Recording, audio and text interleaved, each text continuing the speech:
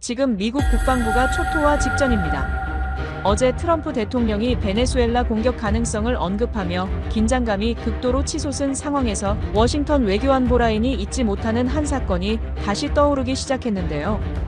그 사건은 바로 베네수엘라 출신의 미 핵무기 연구원이자 국방 핵심 박사가 대통령의 한국 핵잠 승인 보고서를 작성하던 순간 갑자기 뒷머리를 부여잡고 쓰러졌던 일이었습니다.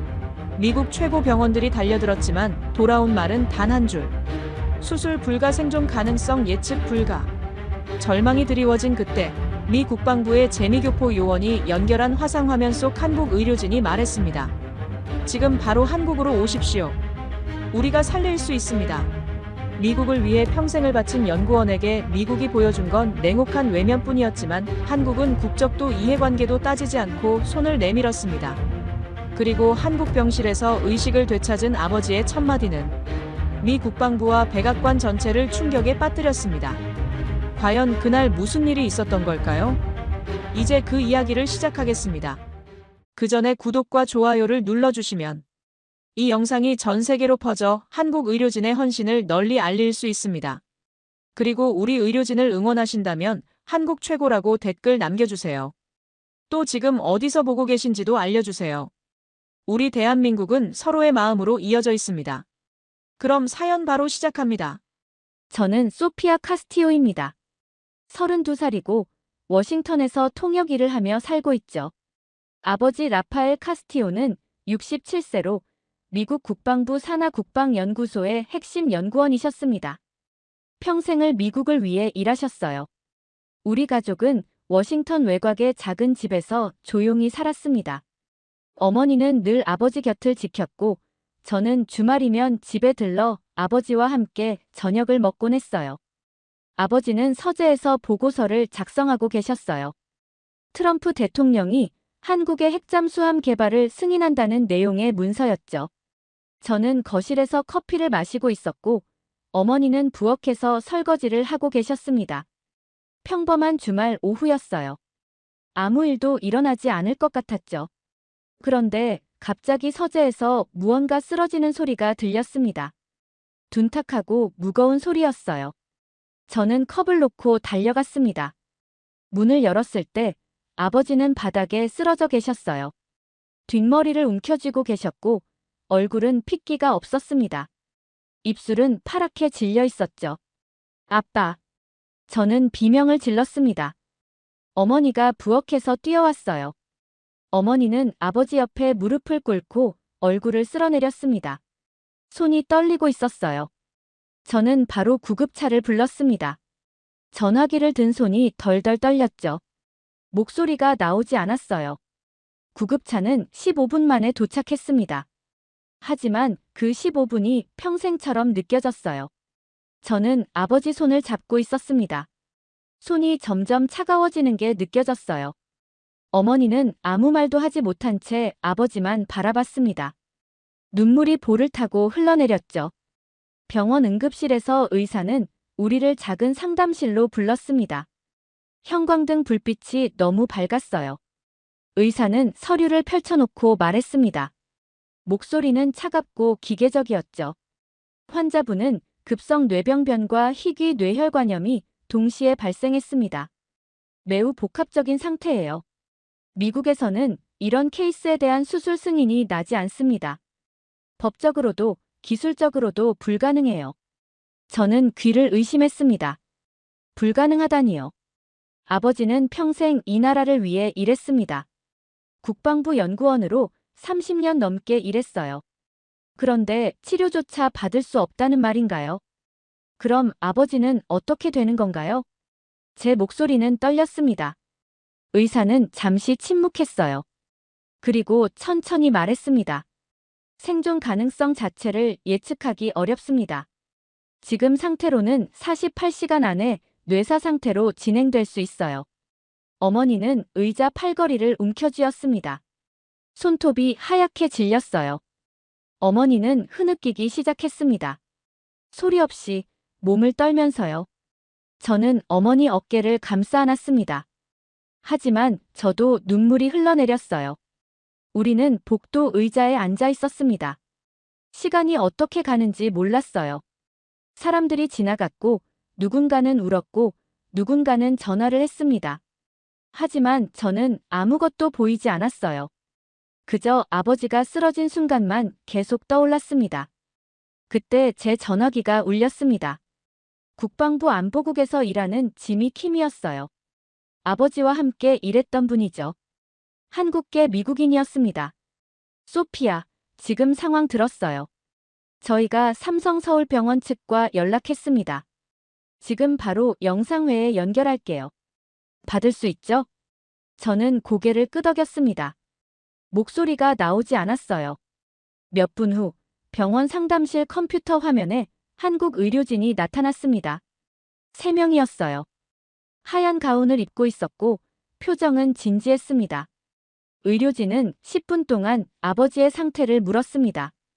영상 자료를 확인했고 수치를 점검했어요.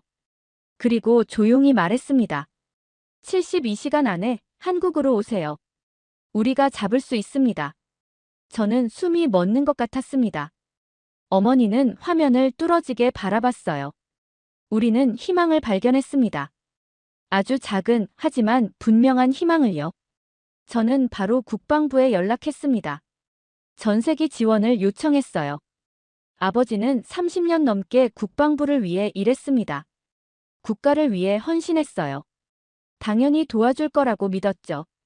하지만 답은 차가웠습니다. 개인적 질병에는 정부 자산을 지원할 수 없습니다. 저는 전화기를 쥔 채 얼어붙었습니다. 어머니는 그 말을 듣고 완전히 무너졌어요.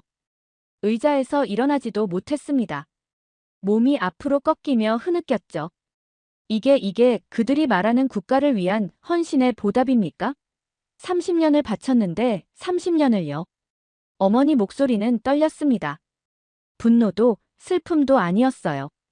그냥 깊은 절망이었습니다. 저는 어머니를 안았습니다. 어머니 몸은 너무 차가웠어요. 결국 저는 외할아버지께 전화를 걸었습니다. 한국계 금융재벌이신 분이었어요. 할아버지는 상황을 듣고 바로 말씀하셨습니다. 전세기 보낼게. 내일 아침 준비시킬 테니 너희는 짐만 챙겨라. 저는 전화를 끊고 어머니께 말씀드렸습니다. 어머니는 고개를 끄덕였어요. 눈물이 마를 새도 없이 흘렀습니다. 우리는 집으로 돌아가 짐을 쌌습니다.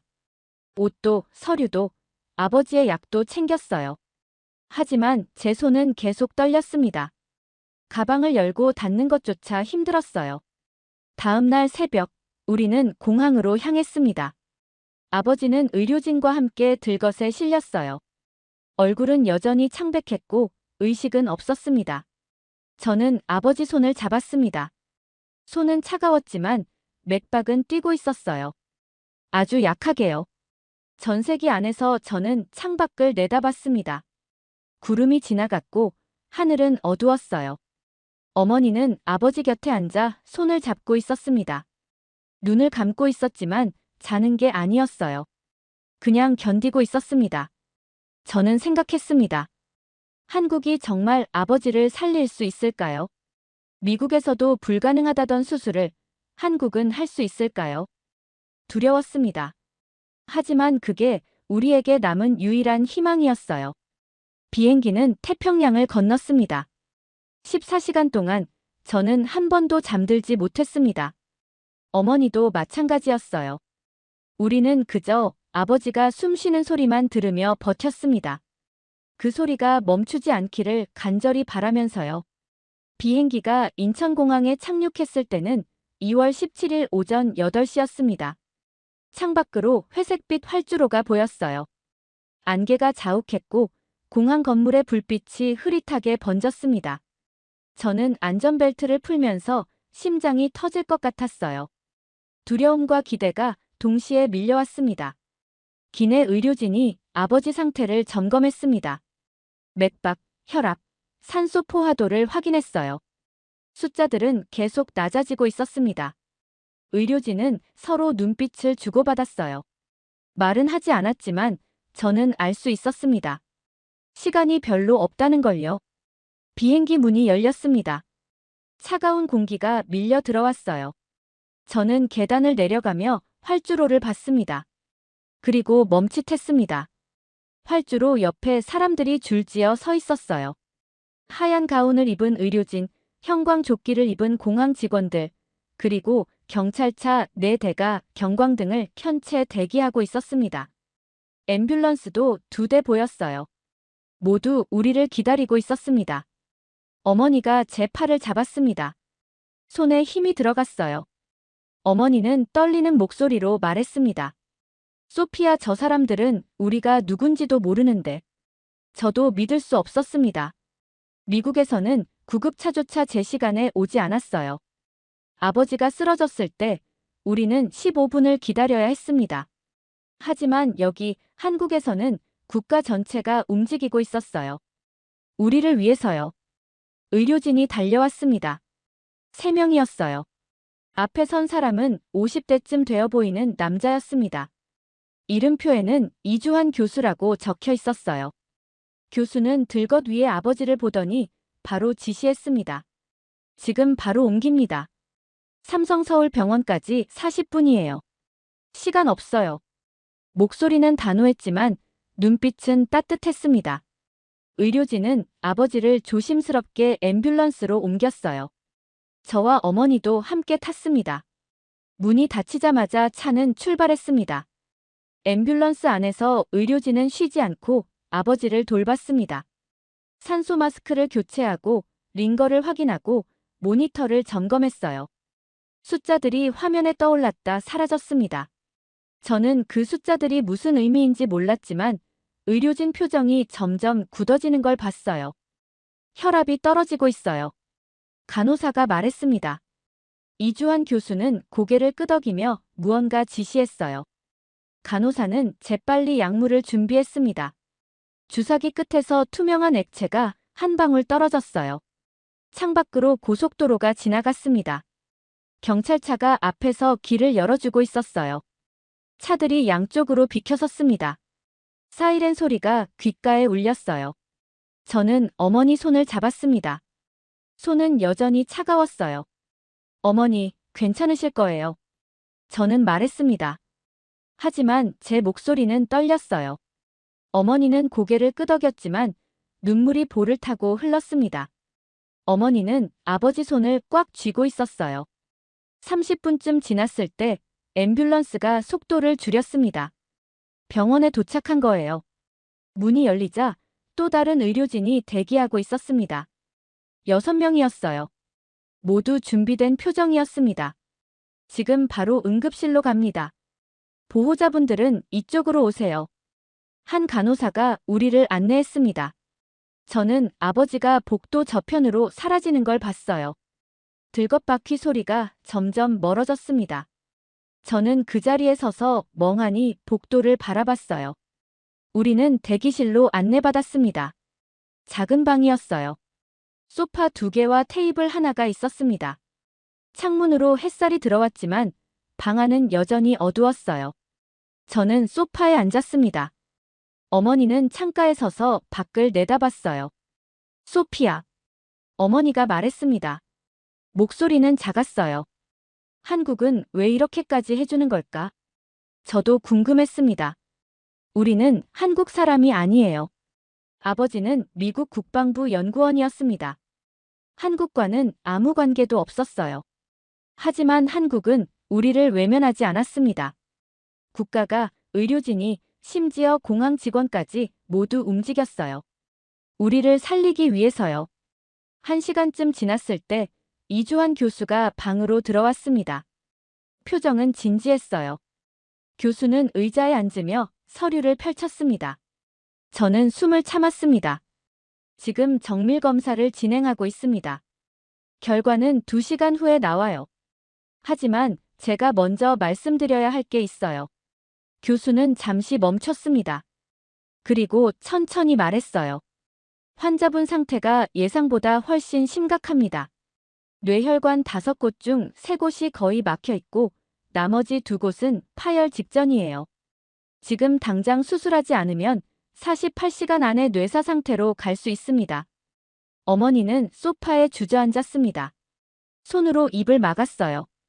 저는 교수를 바라봤습니다. 목이 메었어요. 그럼 수술하시는 거죠? 교수는 고개를 끄덕였습니다. 하지만 표정은 무겁였어요. 네, 수술합니다. 하지만 솔직히 말씀드릴게요. 생존율은 45%입니다. 45%. 반도 안 되는 확률이었어요. 저는 어머니를 봤습니다. 어머니는 고개를 숙이고 있었어요. 어깨가 떨렸습니다. 미국에서는 왜 못한다고 했나요? 제가 물었습니다. 교수는 한숨을 쉬었어요. 법적 승인 문제입니다. 미국에서는 이런 복합 수술에 대한 승인이 나지 않아요. 위험도가 너무 높으니까요. 하지만 한국에는 하이브리드 혈관지도 시스템이 있습니다. 실시간으로 뇌혈관을 3차원으로 보면서 수술할 수 있어요. 이 시스템이 있어야 가능한 수술입니다. 교수는 우리를 바라봤습니다. 눈빛은 확신에 차 있었어요. 저희는 포기하지 않습니다. 환자분을 끝까지 지킬 겁니다. 그 말에 어머니는 고개를 들었습니다. 눈물이 가득했지만 뭔가 다른 빛이 보였어요. 희망이었습니다. 아주 작지만 분명한 희망이요. 교수가 나간 후 저는 창가로 갔습니다. 밖으로 서울거리가 보였어요. 차들이 지나가고 사람들이 걸었습니다. 평범한 하루였어요. 하지만 저희에게는 생과 사가 갈리는 순간이었습니다. 어머니가 제 옆에 섰습니다. 어머니는 창밖을 보며 말했어요. 소피아, 우리 아버지 살 수 있을까? 저는 어머니 손을 잡았습니다. 손은 여전히 떨렸어요. 살 거예요, 어머니. 한국이 아버지를 지켜줄 거예요. 저는 그렇게 믿고 싶었습니다. 아니, 믿어야 했어요. 그게 우리에게 남은 전부였으니까요. 2시간은 평생처럼 느껴졌습니다.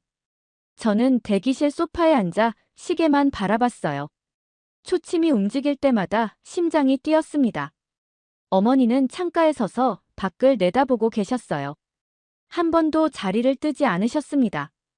등이 굽어 보였어요. 오후 2시쯤 문이 열렸습니다.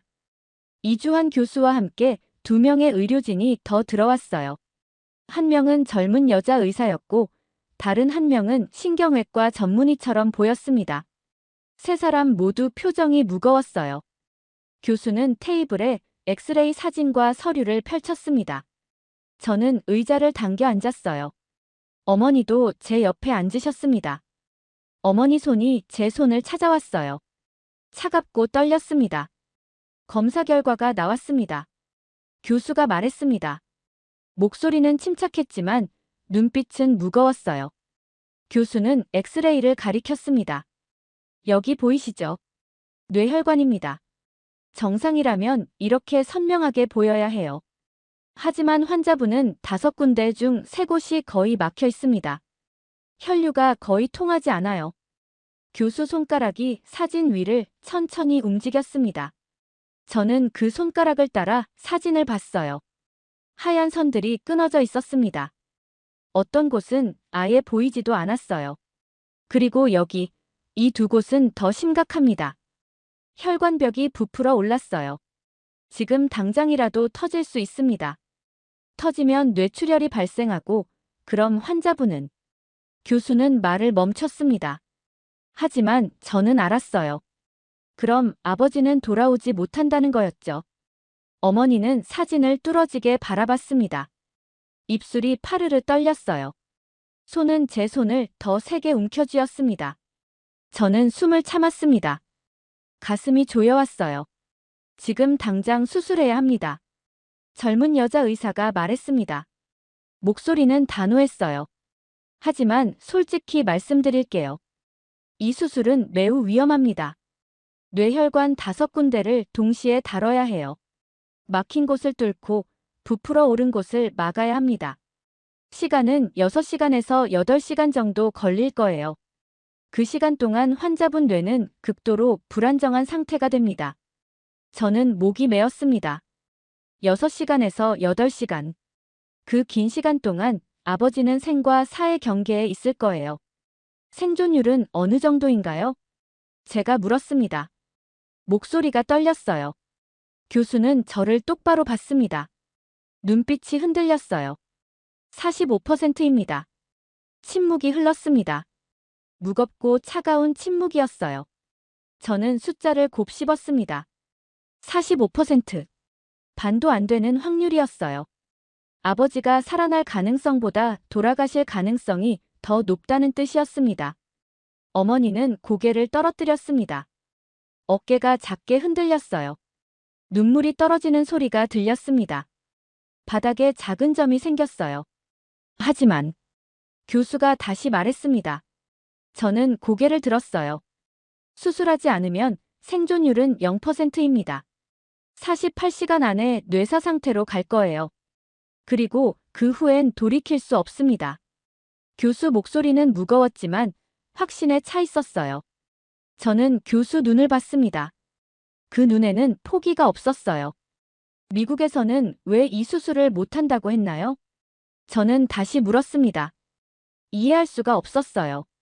미국은 세계 최고의 의료 기술을 가진 나라예요.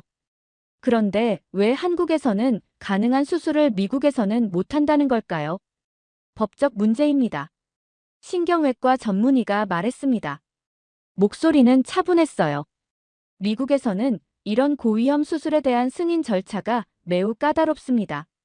환자 상태, 수술 성공률, 법적 책임 문제 등을 모두 검토해야 해요. 그 과정만 몇 주가 걸립니다. 하지만 환자분은 48시간밖에 없어요. 전문의는 잠시 멈췄습니다. 그리고 덧붙였어요. 게다가 이 수술은 하이브리드 혈관지도 시스템이 있어야 가능합니다. 실시간으로 뇌혈관을 3차원 영상으로 보면서 수술해야 하거든요. 이 시스템은 한국에만 있습니다. 미국에는 아직 도입되지 않았어요. 저는 입술을 깨물었습니다. 아버지는 평생 미국을 위해 일했어요. 30년 넘게 국방부 연구원으로 헌신했습니다. 하지만 정작 아버지가 살아야 할 순간에 미국은 아무것도 해주지 않았어요. 법적 문제, 승인 절차, 시스템 부재. 그게 이유였습니다. 저희는 포기하지 않습니다. 교수가 말했습니다. 목소리는 단호했어요. 환자분을 끝까지 지킬 겁니다. 45%는 낮은 확률이에요. 하지만 0%는 아닙니다. 저희가 할 수 있는 모든 걸 다 하겠습니다. 어머니는 고개를 들었습니다. 눈은 빨갛게 부어 있었지만 눈빛은 달랐어요. 뭔가 결심한 표정이었습니다.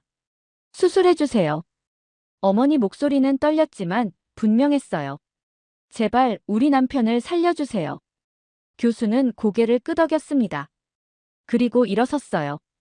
다른 의료진도 함께 일어났습니다. 수술은 내일 새벽 5시에 시작합니다. 오늘 밤 동안 환자분 상태를 최대한 안정시킬 거예요. 보호자분들은 오늘 밤 잘 쉬셔야 합니다. 교수는 문 앞에서 멈춰 섰습니다. 그리고 돌아봤어요. 저희를 믿어주세요. 그 말에 저는 눈물이 터질 것 같았습니다. 하지만 참았어요. 지금 무너지면 안 됐으니까요. 의료진이 나간 후 저는 어머니와 단둘이 남았습니다. 방은 고요했어요. 창밖으로 해가 지고 있었습니다. 하늘은 주황빛으로 물들었어요. 소피아. 어머니가 말했습니다. 목소리는 작았어요. 네, 어머니. 우리 아버지 살 수 있을까? 저는 어머니를 봤습니다. 어머니 얼굴은 지쳐 있었어요. 주름이 더 깊어 보였습니다.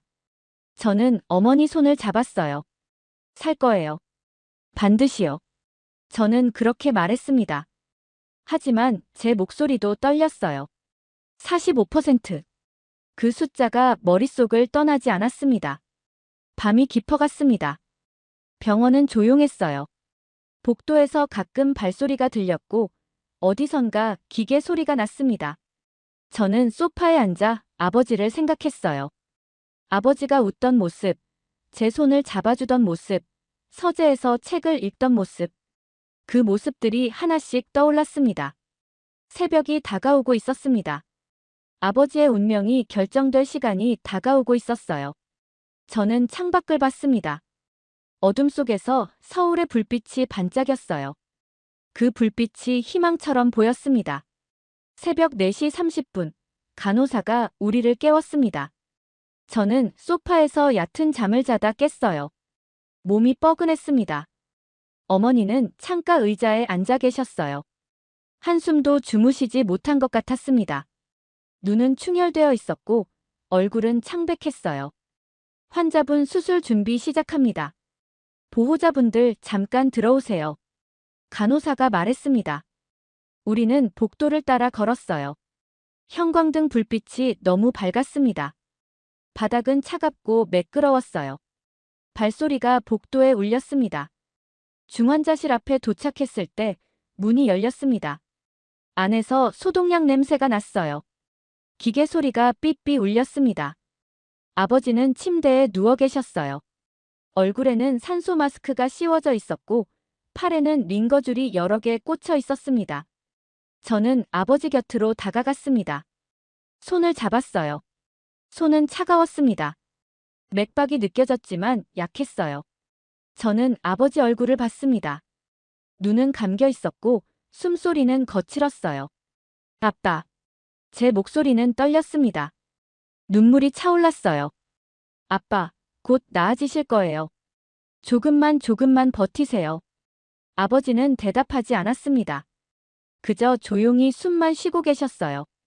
저는 아버지 손을 두 손으로 감쌌습니다. 따뜻하게 해주고 싶었어요. 어머니가 반대편에 섰습니다. 어머니는 아버지 이마에 손을 얹었어요. 그리고 작게 말했습니다. 여보, 우리 딸 때문에라도 꼭 돌아와요. 어머니 목소리는 간신히 나왔습니다. 눈물이 뺨을 타고 흘러내렸어요. 어머니는 아버지 손에 입을 맞췄습니다. 환자분 들어갑니다. 의료진이 말했습니다. 침대가 천천히 움직이기 시작했어요. 저는 아버지 손을 놓아야 했습니다. 손가락이 하나씩 떨어졌어요. 마지막 손가락까지 떨어졌을 때 가슴이 찢어지는 것 같았습니다. 아버지가 복도 저편으로 사라졌습니다. 수술실 문이 열렸다가 닫혔어요. 빨간 불이 켜졌습니다. 수술 중이라고 적힌 표시판이었어요. 저는 그 자리에 서서 문만 바라봤습니다. 어머니도 옆에 서 계셨어요. 우리는 아무 말도 하지 않았습니다. 그저 빨간 불만 바라봤어요. 간호사가 우리를 보호자 대기실로 안내했습니다. 수술실 옆에 있는 작은 방이었어요. 의자 6개와 작은 테이블이 있었습니다. 벽에는 시계가 걸려 있었어요.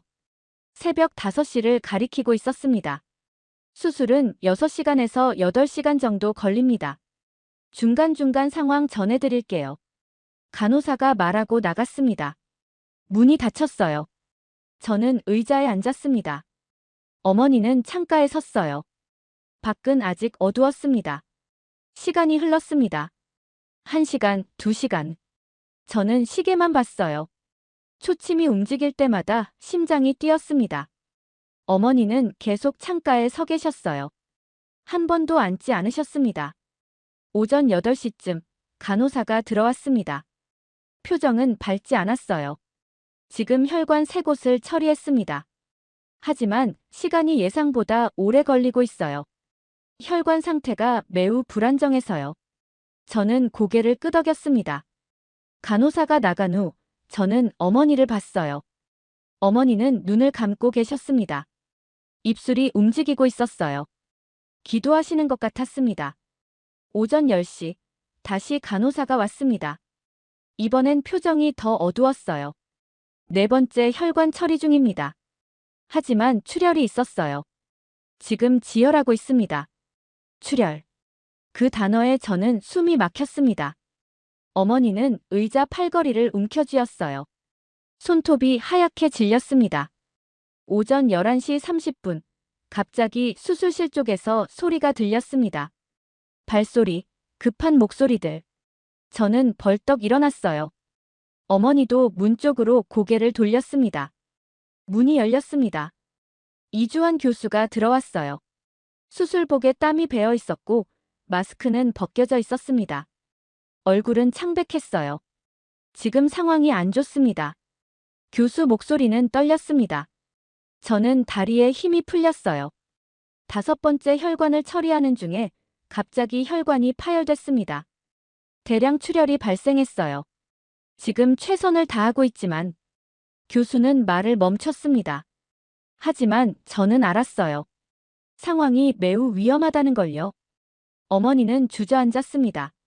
소파에 털썩 앉으며 몸을 떨었어요. 저는 어머니 옆에 무릎을 꿇었습니다. 어머니를 안았어요. 교수님, 아버지는. 제 목소리가 나오지 않았습니다. 교수는 저를 봤어요. 눈빛이 흔들렸습니다. 지금 미세관 재건수를 시도하고 있습니다. 7mm 굵기의 인공혈관으로 파열된 부분을 연결하는 거예요. 한국에서만 가능한 기술입니다. 교수는 잠시 숨을 고르더니 말했습니다. 이 수술이 성공하면 환자분은 고비를 넘길 수 있어요. 하지만 실패하면 교수는 고개를 떨어뜨렸습니다. 저는 가슴이 터질 것 같았어요. 어머니는 제 팔을 움켜쥐었습니다. 손에 힘이 들어갔어요. 다시 들어가겠습니다. 교수가 말하고 나갔습니다. 문이 닫혔어요. 저는 그 자리에 무릎을 꿇은 채 있었습니다. 움직일 수가 없었어요. 어머니가 흐느끼기 시작했습니다. 소리 없이 몸을 떨면서요. 저는 어머니를 안았습니다. 저도 눈물이 흘렀어요. 시계를 봤습니다. 12시였어요. 수술 시작한 지 7시간이 지났습니다. 아버지는 지금 죽음의 벽 앞에 서 계셨어요. 저는 창밖을 봤습니다. 햇살이 내리쬐고 있었어요. 하늘은 맑았습니다. 하지만 제 세상은 어두웠어요. 1시간이 더 지났습니다. 아무 소식이 없었어요. 저는 시계만 봤습니다. 분침이 움직일 때마다 심장이 찢어지는 것 같았어요. 오후 1시 40분, 문이 열렸습니다. 교수가 다시 들어왔어요. 이번엔 표정이 달랐습니다. 여전히 지쳐 보였지만 눈빛이 달랐어요. 첫 고비는 넘었습니다. 저는 숨이 멎는 것 같았습니다. 어머니는 고개를 들었어요. 미세관 재건술이 성공했어요. 출혈은 멈췄습니다. 지금 마지막 혈관 처리하고 있어요. 교수 목소리는 여전히 무거웠지만 희망이 있었습니다. 저는 눈물이 쏟아졌어요. 어머니는 두 손으로 얼굴을 가렸습니다. 하지만 아직 안심할 수 없습니다. 수술 끝나고 24시간이 중요해요. 그때까지 환자분이 버텨야 합니다. 교수는 우리를 보며 말했습니다. 조금만 더 기다려주세요. 교수가 나간 후 저는 어머니와 껴안았습니다. 우리는 한참을 울었어요. 안도의 눈물이었습니다. 첫 번째 죽음의 벽을 넘었습니다. 하지만 아직 끝이 아니었어요. 더 큰 벽이 우리를 기다리고 있었습니다. 오후 5시 수술이 끝났습니다. 교수가 수술실에서 나왔어요. 수술복은 땀과 피로 얼룩져 있었습니다. 마스크를 벗은 얼굴은 창백했어요. 눈은 충혈되어 있었고 입술은 바짝 말라 있었습니다. 수술은 성공적으로 끝났습니다. 교수가 말했습니다. 저는 가슴이 터질 것 같았어요. 어머니는 두 손을 모았습니다. 하지만 지금부터가 진짜 싸움입니다. 24시간 동안 환자분이 깨어나는지 지켜봐야 해요. 중환자실에서 집중 관리할 겁니다. 교수는 우리를 보며 말했습니다. 오늘 밤이 고비예요. 잘 버티셔야 합니다. 아버지는 중환자실로 옮겨졌습니다. 우리는 유리창 너머로 아버지를 봤어요. 침대 주위에는 기계들이 가득했습니다. 모니터에는 숫자들이 떴다 사라졌어요. 의료진이 분주하게 움직였습니다. 밤이 깊어갔습니다. 저는 대기실 소파에 앉아 있었어요. 어머니는 창가에 서 계셨습니다. 우리는 말이 없었어요. 그저 시간이 지나가기만 기다렸습니다. 새벽 2시쯤 간호사가 들어왔습니다. 표정이 어두웠어요. 보호자분들, 잠깐 나와주세요. 우리는 복도로 나갔습니다. 이주환 교수와 다른 의료진 2명이 서 있었어요. 세 사람 모두 얼굴이 굳어 있었습니다. 교수는 우리를 상담실로 안내했습니다. 문이 닫혔어요. 저는 의자에 앉았습니다. 심장이 미친 듯이 뛰었어요. 환자분 상태가 예상과 다릅니다. 교수가 말했습니다. 목소리가 떨렸어요. 수술 후 24시간이 지났지만 뇌파가 거의 나오지 않고 있어요. 자발적 호흡도 없습니다. 지금은 기계로만 숨을 쉬고 있어요. 저는 숨이 막혔습니다. 어머니는 의자 팔걸이를 움켜쥐었어요. 그게 무슨 뜻인가요? 제가 물었습니다. 목소리가 떨렸어요. 교수는 잠시 눈을 감았습니다. 그리고 천천히 말했어요. 현재 예후가 매우 좋지 않습니다. 이 상태라면 평생 식물인간으로 지낼 가능성이 큽니다. 식물인간. 그 단어가 귓가에 울렸습니다. 저는 교수를 봤어요. 교수는 고개를 떨어뜨리고 있었습니다. 안 돼요. 어머니 목소리가 들렸습니다. 작고 떨리는 목소리였어요. 안 돼요. 우리 남편이 그럴 리 없어요. 어머니는 의자에서 일어났습니다. 그리고 갑자기 무릎을 꿇었어요. 바닥에 털썩 주저앉으며 두 손을 모았습니다. 어머니. 저는 어머니를 부르며 달려갔습니다. 하지만 어머니는 제 손을 뿌리쳤어요. 교수를 향해 고개를 숙였습니다. 제발 제발 우리 남편을 살려주세요. 부탁드립니다. 제발요. 어머니는 울부짖었습니다. 목소리가 복도까지 울려 퍼졌어요. 저는 어머니 옆에 무릎을 꿇었습니다. 어머니를 안았어요. 어머니 몸은 떨리고 있었습니다. 교수는 어머니 앞에 무릎을 꿇었습니다. 눈가가 붉어져 있었어요. 어머님 일어나세요. 저희가 끝까지 지키겠습니다. 교수 목소리도 떨렸습니다. 옆에 서 있던 여자 의사도 눈물을 닦았어요. 다른 의료진도 고개를 돌렸습니다. 포기하지 않겠습니다. 환자분을 끝까지 포기하지 않을 겁니다. 교수가 말했습니다. 저는 교수를 봤어요. 교수 눈에도 눈물이 고여 있었습니다. 상담이 끝난 후 우리는 대기실로 돌아왔습니다. 어머니는 소파에 앉아 계속 흐느꼈어요. 저는 어머니를 안고 있었습니다. 저도 눈물이 멈추지 않았어요. 새벽 3시쯤 복도가 소란스러워졌습니다. 발소리, 의료기구 움직이는 소리, 급한 목소리들. 저는 문을 열고 나갔어요. 중환자실 앞에 의료진이 모여 있었습니다. 10명쯤 되어 보였어요. 이주환 교수를 비롯해 간호사들, 다른 의사들까지 모두 모여 있었습니다. 지금부터 밤샘 모니터링 들어갑니다. 1시간마다 뇌압, 혈류, 뇌파 체크해요. 교대 없이 전원 대기합니다. 교수가 지시했습니다. 의료진은 고개를 끄덕였어요. 아무도 집에 가지 않았습니다. 저는 복도 의자에 앉았습니다. 중환자실 문이 보이는 자리였어요. 의료진이 드나들었습니다. 1시간마다 누군가 들어갔다 나왔어요. 얼굴들은 점점 지쳐갔지만 아무도 자리를 뜨지 않았습니다. 새벽 4시, 한 젊은 간호사가 복도를 지나가다 저를 봤습니다. 멈춰 섰어요. 그리고 조용히 다가왔습니다. 보호자분이시죠? 저는 고개를 끄덕였습니다. 간호사는 제 옆에 앉았어요. 포기하지 마세요. 간호사가 말했습니다. 목소리는 작았지만 단호했어요. 한국은 생명을 포기하지 않는 나라예요. 저희 선생님들도 간호사들도 모두 환자분을 지킬 겁니다. 끝까지요. 저는 간호사를 봤습니다. 간호사도 눈이 충혈되어 있었어요. 밤을 새운 게 분명했습니다. 감사합니다. 제가 말했습니다. 간호사는 미소 지었어요. 그리고 일어나 다시 중환자실로 들어갔습니다. 새벽 5시쯤 갑자기 병원 밖이 시끄러워졌습니다. 저는 창가로 갔어요. 밖에는 기자들이 모여 있었습니다. 카메라, 마이크, 조명들이 보였어요. 무슨 일이에요? 제가 지나가는 간호사에게 물었습니다.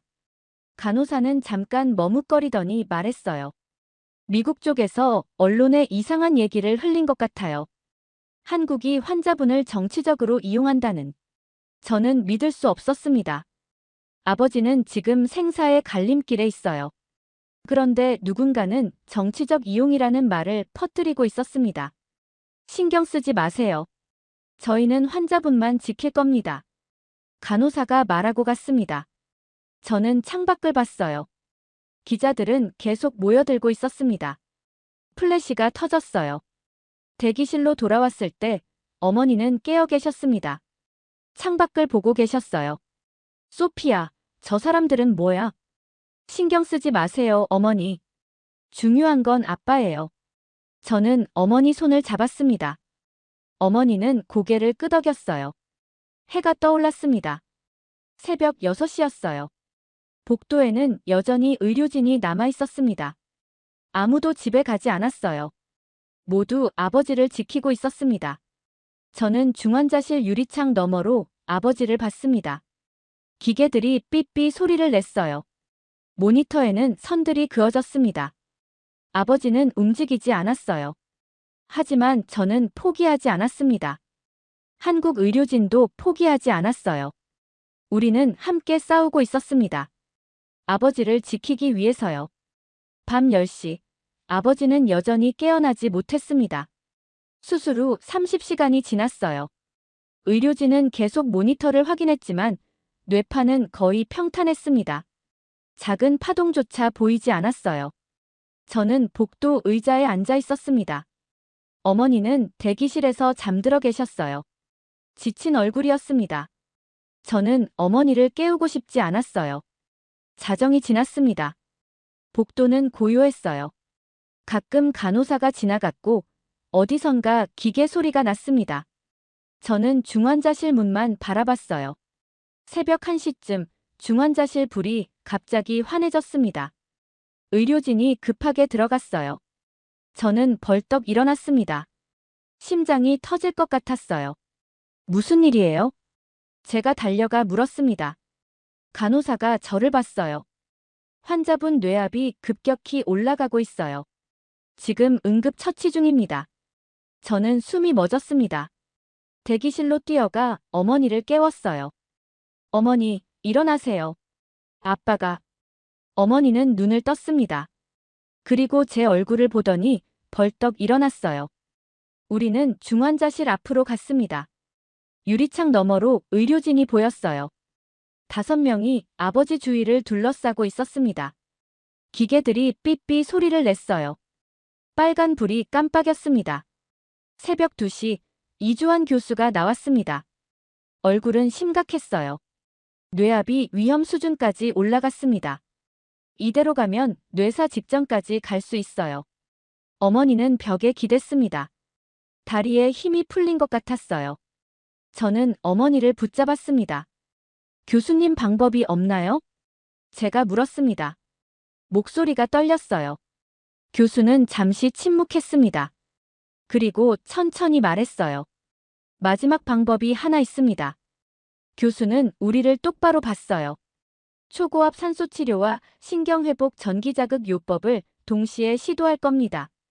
미국에서는 아직 승인받지 못한 기술이에요. 하지만 한국에서는 지난 2년간 임상실험을 해왔습니다. 효과가 있나요? 제가 물었습니다. 교수는 고개를 끄덕였어요. 있습니다. 하지만 환자분 상태가 매우 안 좋아요. 성공 확률은 30% 정도입니다. 30%. 또다시 낮은 확률이었습니다. 하지만 아무것도 하지 않으면 0%였어요. 해주세요. 어머니가 말했습니다. 목소리는 떨렸지만 단호했어요. 제발 해주세요. 교수는 고개를 끄덕였습니다. 그리고 다시 중환자실로 들어갔어요. 새벽 3시, 치료가 시작됐습니다. 중환자실 안에 큰 기계가 들어왔어요. 산소 탱크와 전기장치가 연결되어 있었습니다. 의료진은 아버지 머리에 전극을 붙였어요.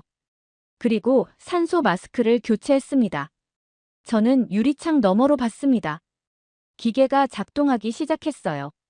낮은 소리가 울렸습니다. 모니터의 숫자들이 빠르게 바뀌었어요. 시간이 흘렀습니다. 3시간, 5시간, 10시간. 저는 복도에 앉아 기다렸어요. 어머니도 옆에 앉아 계셨습니다. 우리는 말이 없었어요. 오후 1시쯤 간호사가 나왔습니다. 표정이 밝지 않았어요. 아직 반응이 없어요. 계속 치료 중입니다. 저는 고개를 떨어뜨렸습니다. 어머니는 눈을 감았어요. 오후 5시, 6시, 7시. 해가 지고 어둠이 찾아왔습니다. 저는 창밖을 봤어요. 서울의 불빛이 하나둘 켜졌습니다. 밤 10시쯤 저는 복도 의자에서 졸고 있었습니다. 그때 갑자기 중환자실 문이 열렸어요. 간호사가 뛰어나왔습니다. 보호자분. 저는 벌떡 일어났습니다. 어머니도 깼어요. 뇌파가 나타났어요.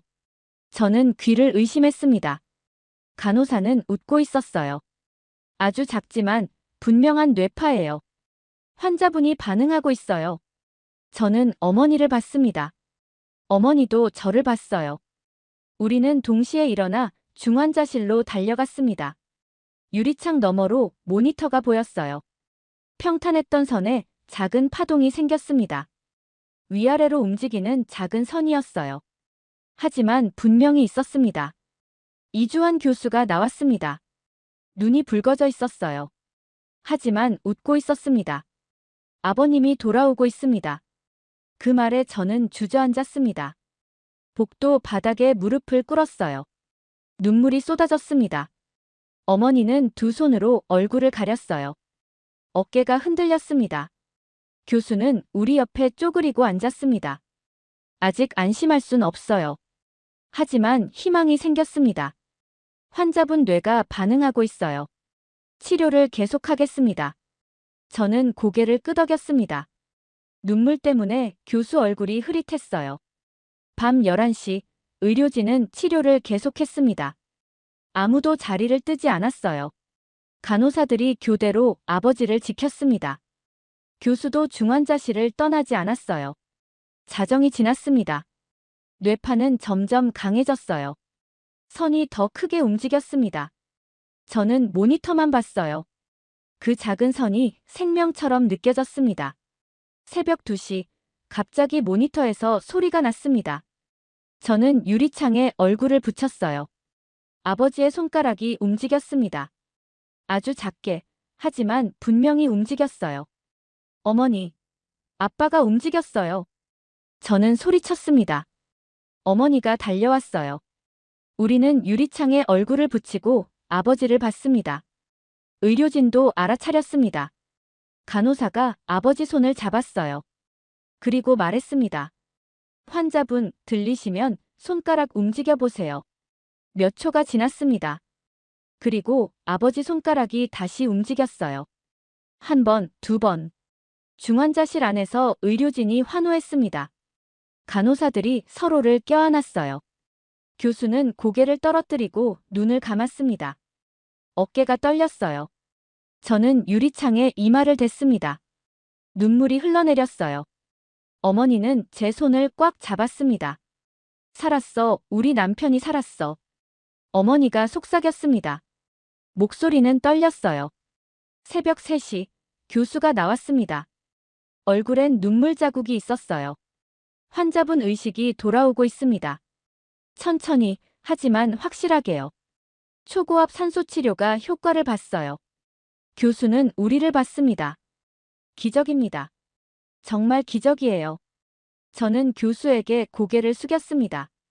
어머니도 고개를 숙였어요. 감사합니다. 정말 감사합니다. 어머니 목소리는 떨렸습니다. 교수는 고개를 저었어요.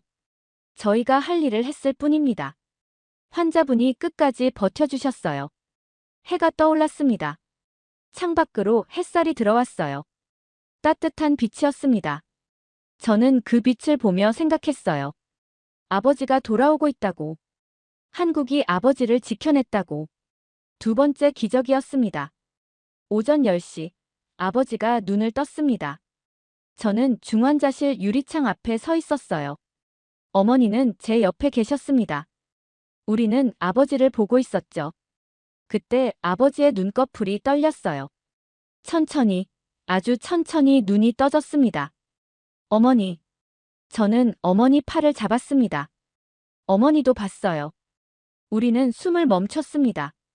간호사가 아버지 곁으로 다가갔어요. 손전등으로 아버지 눈을 비췄습니다. 동공이 반응했어요. 간호사는 고개를 끄덕이며 다른 의료진을 불렀습니다. 이주환 교수가 들어왔어요. 아버지를 살폈습니다. 그리고 밖으로 나와 우리에게 말했습니다. 의식이 돌아왔습니다. 지금 들어가 보세요. 우리는 중환자실로 들어갔습니다. 소독약 냄새가 났어요. 기계 소리가 삐삐 울렸습니다. 저는 아버지 침대로 다가갔어요. 아버지는 천장을 보고 계셨습니다. 눈은 초점이 없었어요. 하지만 떠 있었습니다. 살아 있었어요. 아빠. 제가 불렀습니다. 아버지 눈이 움직였어요. 저를 향해 천천히 움직였습니다. 그리고 저를 봤어요. 아버지 입술이 움직였습니다. 소리는 나오지 않았어요. 하지만 입모양으로 알 수 있었습니다. 소피아. 저는 눈물이 쏟아졌습니다. 아버지 손을 잡았어요. 손은 따뜻했습니다. 맥박이 느껴졌어요. 강하게 뛰고 있었습니다. 어머니가 반대편으로 왔습니다. 아버지 다른 손을 잡았어요. 여보 나예요. 당신 살아났어요. 어머니 목소리는 떨렸습니다. 눈물이 볼을 타고 흘렀어요. 아버지는 어머니를 봤습니다. 눈에 눈물이 고였어요. 아버지 입술이 다시 움직였습니다. 이번엔 소리가 나왔어요. 아주 작은 소리였습니다. 감사. 한국말이었습니다. 아버지는 한국말로 말했어요. 저는 놀라 아버지를 봤습니다. 아버지는 한국어를 못했어요. 하지만 그 말은 분명히 한국말이었습니다. 교수가 다가왔습니다. 아버지를 보며 웃었어요. 환자분, 잘 버텨주셨습니다. 아버지는 교수를 봤습니다. 그리고 다시 입을 열었어요. 감사합니다. 목소리는 약했지만 분명했어요. 교수는 고개를 끄덕였습니다. 천천히 회복하시면 됩니다. 서두르지 마세요. 병동은 조용했습니다. 기계 소리만 들렸어요. 하지만 그 고요 속에 생명이 있었습니다. 아버지가 살아있었어요. 오후 2시쯤 아버지는 다시 잠들었습니다. 의료진은 그게 정상이라고 했어요. 몸이 회복하는 과정이라고요.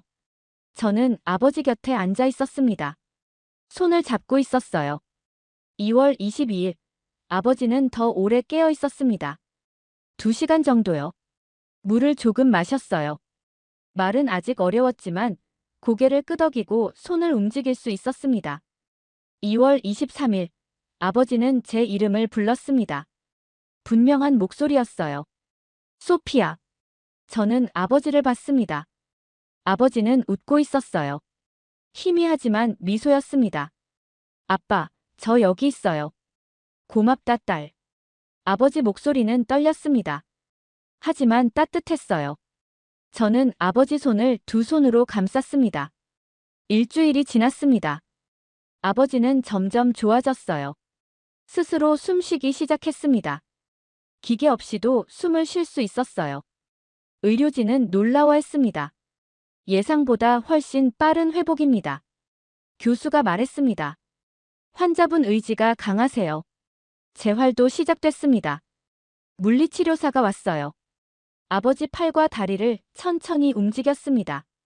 아버지는 아파했지만 포기하지 않았어요. 3월 초 아버지는 일반 병동으로 옮겨졌습니다.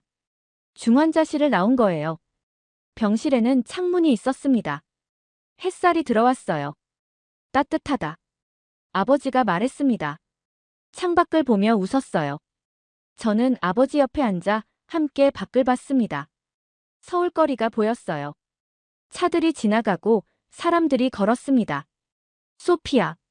네, 아빠. 여기 한국 참 좋은 곳이구나. 저는 고개를 끄덕였습니다. 눈물이 났어요. 네, 아빠. 정말 좋은 곳이에요. 3월 중순, 아버지는 휠체어에 앉을 수 있었습니다. 간호사가 밀어줬어요. 우리는 병원 정원으로 갔습니다. 봄이었습니다. 꽃이 피기 시작했어요. 분홍색, 하얀색 꽃들이 나무에 매달려 있었습니다. 바람이 불면 꽃잎이 떨어졌어요. 벚꽃이에요. 제가 말했습니다. 아버지는 고개를 들어 나무를 봤어요. 아름답구나. 우리는 한참을 정원에 있었습니다. 아버지는 꽃을 보고 하늘을 보고 사람들을 봤어요. 살아있다는 게 느껴지는 표정이었습니다. 어느 날 이주환 교수가 병실로 왔습니다. 손에 서류를 들고 있었어요. 환자분, 좋은 소식입니다. 교수는 웃고 있었어요. 재활이 예상보다 훨씬 잘 되고 있어요. 이 속도면 다음 달엔 걸을 수도 있을 겁니다. 아버지는 눈을 크게 떴습니다. 저도 놀랐어요. 처음엔 평생 식물인간이라고 했어요. 하지만 이제 걸을 수도 있다니요. 교수님 정말 감사합니다. 아버지가 말했습니다. 한국말이었어요. 발음은 서툴렀지만 진심이 담겨 있었습니다. 교수는 고개를 저었습니다. 환자분이 잘 싸워주셨어요. 저희는 도왔을 뿐입니다. 그날 밤, 저는 병실 소파에 앉아 있었습니다. 어머니는 아버지 옆에서 주무시고 계셨어요. 아버지도 자고 계셨습니다. 고른 숨소리가 들렸어요. 저는 창밖을 봤습니다. 서울의 야경이 펼쳐져 있었어요. 불빛들이 반짝였습니다. 저는 생각했어요. 한국이 아버지를 살렸다고. 의료진이, 간호사들이, 이 나라 전체가 아버지를 포기하지 않았다고. 미국에서는 불가능하다고 했어요. 하지만 한국은 가능하게 만들었습니다. 기술도 시스템도 무엇보다 마음이 있었어요.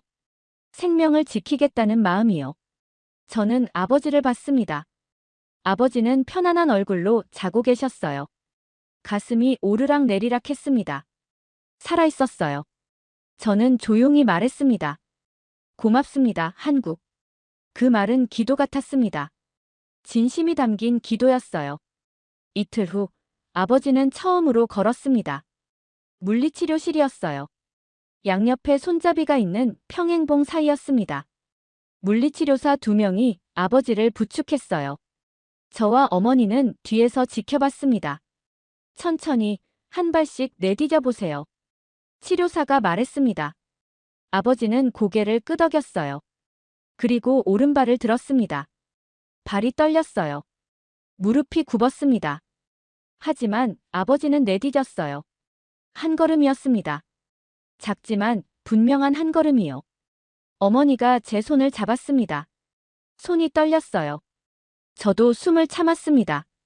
아버지는 2번째 발을 내디뎠습니다. 그리고 3번째, 4번째. 천천히, 하지만 확실하게 걸었어요. 평행봉 끝에 도착했을 때 아버지는 고개를 들었습니다. 우리를 봤어요. 그리고 웃었습니다. 걸었다. 아버지 목소리는 떨렸습니다. 눈에 눈물이 고였어요. 저는 달려가 아버지를 안았습니다. 어머니도 왔어요. 우리는 셋이 껴안고 울었습니다. 치료사들도 박수를 쳤어요. 복도에서 지켜보던 간호사들도 환호했습니다. 그 순간 병원 전체가 기뻐하는 것 같았어요. 4월 초 퇴원 날짜가 정해졌습니다. 4월 15일이었어요. 아버지는 3달 만에 병원을 나가게 됐습니다. 퇴원 전날 병동 전체 의료진이 복도로 나왔습니다. 의사, 간호사, 물리치료사, 청소 직원까지 모두 나왔어요. 20여 명이 줄지어 섰습니다. 이주환 교수가 앞에 섰습니다. 손에 꽃다발을 들고 있었어요. 환자분, 정말 수고 많으셨습니다. 교수가 말했습니다. 목소리는 따뜻했어요. 처음 오셨을 때 솔직히 저희도 확신이 없었어요. 하지만 환자분이 포기하지 않으셨습니다. 그래서 기적이 일어났어요. 아버지는 휠체어에 앉아 있었습니다. 고개를 숙였어요. 어깨가 떨렸습니다. 교수님, 선생님들 정말 감사합니다. 아버지는 한국말로 말했습니다. 발음은 서툴렀지만 진심이 담겨 있었어요. 저를 살려주셔서 감사합니다. 어머니가 앞으로 나갔습니다. 의료진 앞에 섰어요. 그리고 깊게 고개를 숙였습니다. 한국은 우리 가족의 생명을 살렸습니다. 어머니 목소리는 떨렸습니다. 눈물이 흘렀어요. 우리는 이 은혜 절대 잊지 않을 겁니다. 평생 기억하겠습니다. 어머니는 허리를 굽혀 절했습니다. 저도 옆에 섰어요. 함께 고개를 숙였습니다. 의료진 중 몇몇이 눈물을 닦았습니다. 젊은 간호사는 울고 있었어요. 교수도 눈가가 붉어졌습니다. 건강하세요, 환자분. 교수가 말했습니다. 그게 저희가 바라는 전부입니다. 간호사들이 하나씩 다가와 악수했습니다. 어떤 간호사는 아버지 손을 두 손으로 잡았어요. 어떤 간호사는 제 어깨를 두드렸습니다. 가족분들도 정말 수고하셨어요. 한 간호사가 말했습니다. 저는 고개를 끄덕였어요. 눈물이 나서 말을 할 수 없었습니다. 그날 밤 아버지는 편지를 썼습니다. 떨리는 손으로 천천히 썼어요. 영어로 썼지만 끝에 한국말을 덧붙였습니다. 한국은 제 두 번째 조국입니다. 감사합니다. 2주 후 아침, 우리는 병원을 나왔습니다. 아버지는 지팡이를 짚고 걸었어요. 천천히, 하지만 스스로 걸었습니다. 병원 입구에 의료진이 또 모여 있었습니다. 배웅을 나온 거예요. 우리는 한 명 한 명과 악수했습니다. 마지막으로 이주환 교수와 악수했어요. 교수는 아버지 손을 꽉 잡았습니다. 건강하세요. 그리고 행복하세요. 아버지는 고개를 끄덕였습니다. 눈물이 흘렀어요. 교수님도 건강하세요. 차에 탔습니다. 창문으로 병원이 보였어요. 의료진이 손을 흔들고 있었습니다. 저도 창문에 손을 댔어요. 손을 흔들었습니다. 차가 움직이기 시작했습니다. 병원이 점점 멀어졌어요. 하지만 제 마음속엔 그곳이 남아 있었습니다. 아버지를 살린 곳, 기적이 일어난 곳이요. 공항으로 가는 길, 아버지는 창밖을 봤습니다. 서울 거리를 봤어요. 빌딩들, 차들, 사람들을 봤습니다. 소피아. 내 아빠. 이 나라가 참 따뜻하구나. 저는 고개를 끄덕였습니다. 눈물이 났어요. 내 아빠. 정말 따뜻한 나라예요. 인천공항에 도착했을 때는 오후 2시였습니다. 탑승 수속을 마쳤어요. 출국장으로 가기 전 우리는 잠시 멈춰 섰습니다. 아버지는 뒤를 돌아봤어요. 공항 너머로 서울이 있었습니다. 보이지는 않았지만 거기 있었어요. 고맙습니다, 대한민국. 아버지가 작게 말했습니다. 어머니도 고개를 숙였어요. 저도 함께 고개를 숙였습니다. 우리는 출국장을 통과했습니다. 비행기에 올랐어요. 좌석에 앉아 창밖을 봤습니다. 활주로가 보였어요. 비행기가 움직이기 시작했습니다. 속도가 빨라졌어요. 그리고 땅에서 떠올랐습니다. 저는 창밖을 내다봤습니다. 인천이 보였고 서울이 보였어요. 점점 작아졌습니다. 구름이 가렸어요. 하지만 제 마음속엔 한국이 남아 있었습니다. 선명하고 따뜻하게 남아 있었어요. 아버지는 제 손을 잡았습니다. 손은 따뜻했어요. 살아있는 온기였습니다. 소피아, 우리 다시 올 거다. 한국에. 내 아빠. 꼭 다시 올 거예요. 비행기는 태평양을 건넜습니다. 하지만 우리 마음은 여전히 한국에 있었어요. 아버지를 살린 나라, 생명을 포기하지 않은 나라, 우리를 가족처럼 대해준 나라에 있었습니다. 석 달 후, 아버지는 미국 국방부에 복귀했습니다. 하지만 달라진 게 있었어요. 아버지는 한국과의 협력 프로젝트를 제안했습니다. 의료기술 교류, 연구원 교환 프로그램을요. 한국은 나를 살렸어. 이제 내가 한국을 도울 차례야. 아버지가 말했습니다. 1년 후, 아버지는 다시 한국을 방문했습니다. 이번엔 건강한 모습으로요. 삼성서울병원을 찾아갔어요. 이주환 교수를 만났습니다. 교수님, 저 이렇게 건강해졌습니다. 아버지는 웃으며 말했습니다. 교수도 웃었어요. 보기 좋습니다, 환자분. 저도 함께 갔었어요. 병원은 변함없었습니다. 복도, 중환자실, 병실. 모든 게 그대로였어요. 하지만 제게는 특별한 곳이었습니다. 아버지가 다시 태어난 곳이니까요. 지금 저는 이 이야기를 쓰고 있습니다. 아버지가 쓰러진 날부터 지금까지의 모든 순간을요. 잊지 않기 위해서예요. 그리고 다른 사람들도 알았으면 해서요.